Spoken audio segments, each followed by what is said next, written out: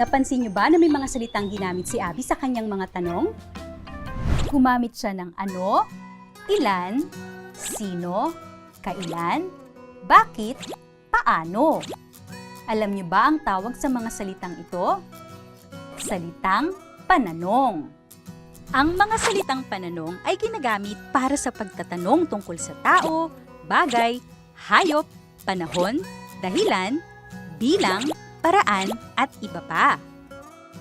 Ang salitang ano ay ginagamit kung ang gusto nating malaman ay ang bagay, hayop, katangian, pangyayari o ideya. Ang salitang ilan ay ginagamit kung ang gusto nating malaman ay ang bilang o numero.